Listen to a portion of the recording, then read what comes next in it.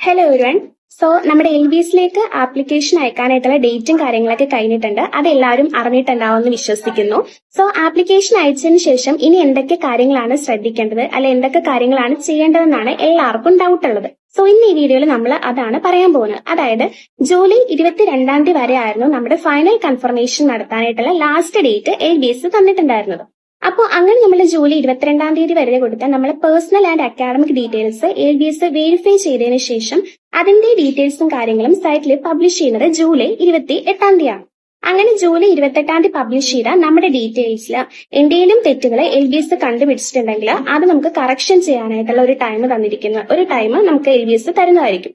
അങ്ങനെ ജൂലൈ 28 തീയതി പബ്ലിഷ് ചെയ്യുന്ന നമ്മുടെ ഡീറ്റെയിൽസിൽ എന്തെങ്കിലും കറക്ഷൻസും കാര്യങ്ങളും LBS കണ്ടുപിടിച്ചിട്ടുണ്ടെങ്കിൽ അത് നമ്മുടെ ആപ്ലിക്കേഷൻ സ്റ്റാറ്റസിൽ, അതായത് റിമാർക്സ് ആയിട്ട് അവിടെ കാണിക്കുന്നതായിരിക്കും.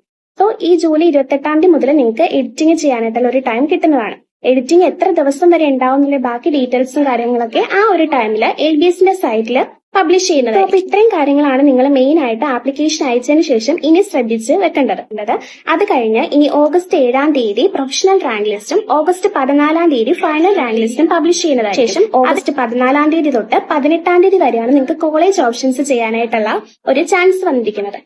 ഈ ഒരു ടൈം, അതായത് 14 തീയതി തൊട്ട് 18 തീയതി വരെയുള്ള ഈ ഒരു കോളേജ് ഓപ്ഷന്റെ ടൈമാണ് നമ്മൾ ഏറ്റവും കൂടുതൽ ശ്രദ്ധിച്ച് നമ്മൾ ഓപ്ഷൻസ് നമ്മുടെ പ്രയോറിറ്റി അനുസരിച്ച് നമ്മൾ കോളേജ് ഓപ്ഷൻസ് കൊടുക്കേണ്ടത്. അതിനെക്കുറിച്ചുള്ള ഡീറ്റെയിൽസും കാര്യങ്ങളൊക്കെ നമ്മുടെ നെക്സ്റ്റ് വീഡിയോസിൽ വരുന്നതായിരിക്കും.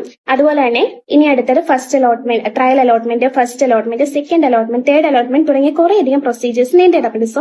ഇതിനെക്കുറിച്ചുള്ള ഡീറ്റെയിൽസും കാര്യങ്ങളും അതുപോലെ തന്നെ സ്പെഷ്യൽ അലോട്ട്മെന്റ്, NRI അലോട്ട്മെന്റ്, അങ്ങനെ കുറേയധികം പ്രൊസീജിയേഴ്സ് ഉണ്ട്. ഇതിന്റെയൊക്കെ ഡേറ്റ്സും കാര്യങ്ങളും അതുപോലെ ഇതിനെക്കുറിച്ചുള്ള ബാക്കി ഡീറ്റെയിൽ ആയിട്ടുള്ള വീഡിയോസും കാര്യങ്ങളൊക്കെ നെക്സ്റ്റ് വീഡിയോസ് ആയിട്ട് അപ്ലോഡ് ചെയ്യുന്നതായിരിക്കും. അതുപോലെ തന്നെ നമ്മുടെ ഈ ഡീറ്റെയിൽസ് പബ്ലിഷ് ചെയ്യുന്ന സമയത്ത് അതിൽ എൻ്റർ ആയിട്ട് വന്നിട്ടുള്ള +2ന്റെ മാർക്കിലോ അല്ലെങ്കിൽ ബാക്കിയുള്ള നിങ്ങളുടെ ഡോക്യുമെന്റ്സിന്റെ കാര്യത്തിലോ എന്തെങ്കിലും കറക്ഷൻസ് കാര്യങ്ങൾ, ഇപ്പൊ +2ന്റെ മാർക്കിൽ എന്തെങ്കിലും ഡിഫറൻസും കാര്യങ്ങളൊക്കെ നിങ്ങൾ തന്നെ LBS നോട്ടിഫൈ ചെയ്യാത്ത എന്തെങ്കിലും തെറ്റുകൾ നിങ്ങൾ തന്നെ നോട്ടിഫൈ ചെയ്തിട്ടുണ്ടെങ്കിലും നിങ്ങൾക്ക് ഈ ഒരു സമയത്ത് എഡിറ്റ് ചെയ്യാനായിട്ട് പറ്റും. കാരണം കറക്ഷൻ ടൈം കഴിഞ്ഞ് പിന്നെ റാങ്ക് ലിസ്റ്റ് പബ്ലിഷ് ചെയ്തതിനു ശേഷം അതിൽ എന്തെങ്കിലും മിസ്റ്റേക്സ് നിങ്ങൾ കണ്ടുപിടിച്ചിട്ടുണ്ടെങ്കിൽ അതാ നമുക്ക് കറക്റ്റ് ചെയ്യാനായിട്ട് സാധിക്കില്ല. അതുകൊണ്ട് എന്തെങ്കിലും തരത്തിലുള്ള തെറ്റുകൾ ഉണ്ടെങ്കിൽ നിങ്ങൾ മാക്സിമം ഇപ്പൊ തന്നെ നല്ല രീതിക്ക് ചെക്ക് ചെയ്തതിനു ശേഷം ഈ ഒരു കറക്ഷൻ ടൈമിൽ തന്നെ ചെക്ക് ചെയ്യാനായിട്ട് എല്ലാവരും ശ്രദ്ധിക്കുക.